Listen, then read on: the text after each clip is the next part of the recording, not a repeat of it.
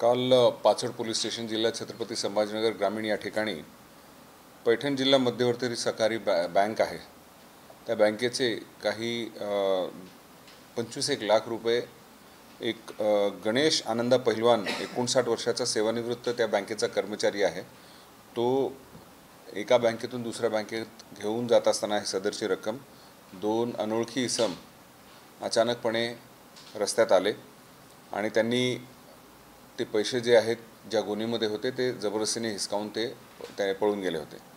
सदरबाबतचा गुन्हा पाचड पोलीस स्टेशनमध्ये तात्काळ गुन्हा दाखल करण्यात आला आणि LCBचे श्री राजपूत व त्यांची पूर्ण टीम या ज्या गुन्ह्यामध्ये तपास करत असताना दोन टीम त्यांनी तयार केल्या होत्या आणि जे टेक्निकल ॲनालिसिस करत असताना असं एक लक्षात आलं की त्या ठिकाणी त्या बँकेमध्ये एक व्यक्ती मागील 2 वर्षात तिथे कधीच आला नव्हता। बँकेचे जे काही ट्रान्झॅक्शन झाले होते त्यामध्ये आणि नेमका ह्याच दिवशी तिथे आला। त्याचं घर ज्या ठिकाणी होतं त्याच्या जवळच या बँकेचे एक ब्रांचसुद्धा होतं। तिथे न जाता इथे आल्यामुळे ते संशय बळावला आणि त्यामध्ये अधिक तपास केला असता त्याला ताब्यात घेण्यात आले आणि त्याला विचारल्यानंतर त्याने तो गुन्हा कबूल केला। यामध्ये त्या आरोपीबरोबर इतर 3 आरोपीसुद्धा होते। त्या तिन्ही आरोपींना ताब्यात घेण्यात आलेलं आहे आणि 100% रिकव्हरी झालेली आहे। एकूण 25 लाख रुपये गेले होते। या गुन्ह्यामध्ये वापरलेली एक स्विफ्ट कार, 8 मोबाईल फोन असे एकूण 31,56,000चा मुद्देमाल आम्ही 100% रिकवर केलेला आहे।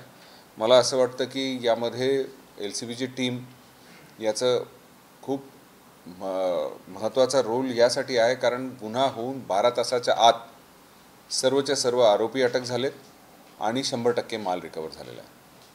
या आरोपींचे नाव आहेत भरत राजेंद्र रुपेकर, विष्णू कल्याण बोधने, सचिन सोलाट आणि विशाल दामोदर चांदणे। या 4ही आरोपींपैकी दोघांचा गुन्हेगारी पार्श्वभूमी आहे। जो मेन यामध्ये ज्याचा मास्टरमाइंड होता तो भरत राजेंद्र रुपेकर होता। याच्यावर 2017 मध्ये 419-420 प्रमाणे गुन्हा दाखल आहे, ज्यामध्ये पोलीस भरतीमध्ये डमी कॅन्डिडेट उभा करण्याचे जे प्रयत्नात त्याच्यावर गुन्हा दाखल झाला होता। त्याचबरोबर सचिन सोलाट यावर दारूबंदी कायद्यान्वये गुन्हा दाखल आहे।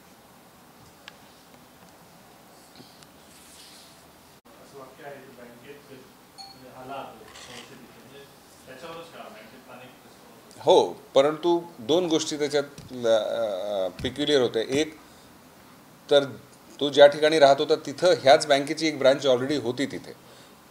त्यांनी इथं येणं अपेक्षित नव्हतं। बरं ठीक आहे, काही कामानिमित्त म्हणजे त्याचे इतर ट्रान्झॅक्शन आतापर्यंतचे सगळे त्याच्या घराजवळ होते आणि ह्या बँकेमध्ये नेमका त्या दिवशी तो आला तिथं आणि यापूर्वी तो 2 वर्षापूर्वी आला होता। त्यामुळे एक आमची ऑब्व्हियसली CCTV कॅमेराज असतील किंवा इतर ह्याच्यामध्ये जे कोणी आले त्याच्यामध्ये हा इथे का आला ह्याच्यावर केली आणि मग नंतर टेक्निकल ॲनालिसिसमध्ये हे लक्षात आलं की जिथं जे फिर्यादी आहे त्याच्या आसपास आहे असं आम्हाला निदर्शनास आलं आणि साहजिक आहे की जेव्हा संशय येतो तेव्हा त्यांना आपण विचारपूस करतो। विचारपूस करताना एकंदरीत लक्षात येतं की हा खोटा बोलतोय। अधिक विचारपूस केल्यानंतर त्यांनी ते मान्य केल्यानंतर मग खरा चॅलेंज होत आहे बाकीच्या लोकांचा ताबडतोब, कारण मग पैसे जे आहे ते वाटेकरी झालेले आहेत, 4-4 जण आहेत, परंतु वेळेत ज्या टीम्स आल्या होत्या त्या टीम्सनी सगळ्यांना ट्रॅकडाऊन केलं, त्यांना पिन डाऊन केलं आणि सगळ्याच्या सगळा मुद्देमाल जो आहे तो आम्हाला ताबडतोब मिळाला। हे सगळे एकमेकाला ओळखत होते। बेसिकली बॅकग्राऊंड म्हणजे हा जो मेन आरोपी आहे रुपेकर ह्याच्यावर बराच कर्ज झालेला आहे अशी माहिती मिळते। हा खूप कर्जबाजारी झालेला आहे।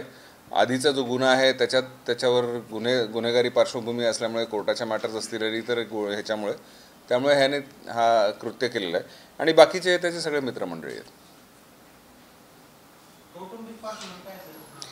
ते आता तपासात कळेल आमचं।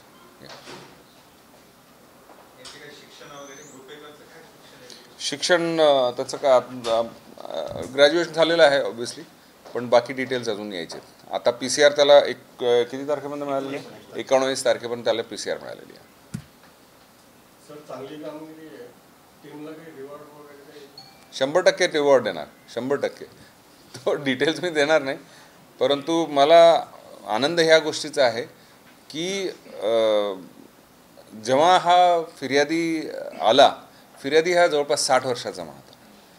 त्याच्याकडे ती गाडी कोणती होती, फक्त काळ्या रंगाची मोटरसायकल, याच्या व्यतिरिक्त तो काहीही माहिती देऊ शकला नाही आम्हाला. त्यामुळे झिरो इन्फॉर्मेशन होती. कुठलाही CCTV फुटेज आसपास नव्हता. ऑब्व्हियसली अशा ठिकाणी त्यांनी त्याला बॅग हिसकावली जिथं कसलाही कोणी पुरावा नसेल ह्याची त्यांनी खबरदारी घेतली होती. परंतु मेहनत टेक्निकल ॲनालिसिसची आमची जी टीम आहे आणि ऑब्व्हियसली LCBची टीम आहे, त्यांनी वेळीच तिथे जाऊन पहिला जो त्यांना सुगावा मिळाला त्याच्यावर धागे दोरे विणत विणत विणत हे पूर्ण 4 आरोपी त्यांनी ताबडतोब अटक केलेले. पहिला रुपेकर पकडला. हां, बाकीच्यांचा रोल कसा होता काय होता ते, परंतु चौघांकडे पैसे जे आहे ते वाटले गेले होते. आता डिटेल्स कोणी कोणी काय केलं ते आता आम्ही आता जस्ट घेतलेलं आहे. बाकी इतर आत्ता सांगणं योग्य होणार नाही, ते तपासायचं. वाटणी कसे एक ठिकाणी 10, एकाचे 5, एकाचे 5 आणि असे त्यांनी वाटप करून वाटप. हां, मेन 10 रुपेकरचे, बाकीच्यांनी 5-5 वाटून घेतले होते.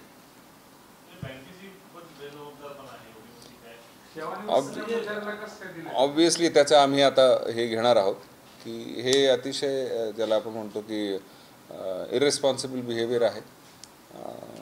त्याच्याबद्दल आम्ही त्यांच्यावर योग्य ते हां, त्यांना माहिती होतं की बाबा हा रेग्युलरली बँकेचे ट्रान्झॅक्शन म्हणजे जे मनी ट्रान्सफर जे आहे ह्या बँकेतून त्या बँकेत जमा करण्यासाठी जात असतो. तर ठीक आहे.